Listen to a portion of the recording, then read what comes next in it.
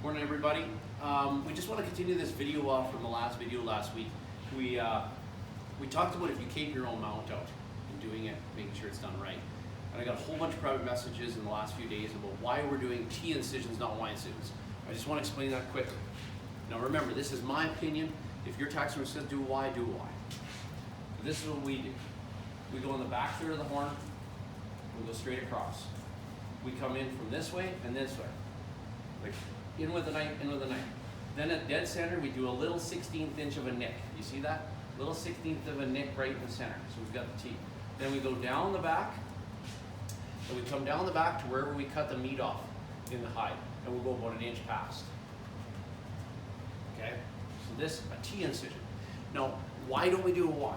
Because if I take a Y, this is super hard to cut. And you do this. And you do this. Now you've got these little teeny triangles in here.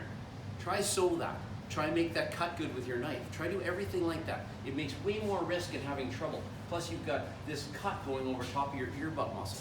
We don't need that. So what we want is a T incision, not in the center of the horn, but the back third. Okay, so now that's kind of clears up why a T, not a Y. So now let's talk about cutting racks off.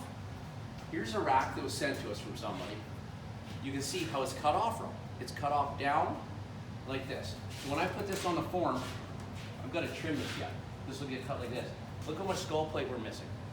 We're missing like a lot of skull plate. So the key is you want the back of the skull plate. You see this back part? You want to be down about 3/4 inch to an inch, and you want to aim for the center of the eye socket. We'll show that in a second. Watch when I put this on the form. You can see that. There's strength in here. Everything's good. We need to tweak this back. This rack needs to be like that. We'll come in and we'll just tweak that like that. It's perfect. So, when you cut off a skull, what you need to do is you need to go in between the burr and the eye socket and go straight down dead center with your saw straight down. So you come in straight center. Okay?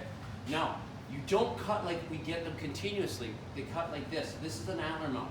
Do not cut down through here. That's wrong. You ever hear about somebody saying their antlers shrink up and get narrower? Because there's no strength. You need the strength in this bone. So what we're going to do is we're going to come in here and we're going to cut over the back of the skull 3/4 inch, and we're going to aim for the center of the eye socket. So like this. Now you've got that bang, that's cut off, and you're like this. Okay? So that's the proper way to cut it. You can see that it's done a lot. We've got this rack here. We've got all this material here that doesn't need to be here. So the way we're explaining this skull, you can see how easy it is to clean everything for shipping. So if you've got a client that's flying home, look how clean this is.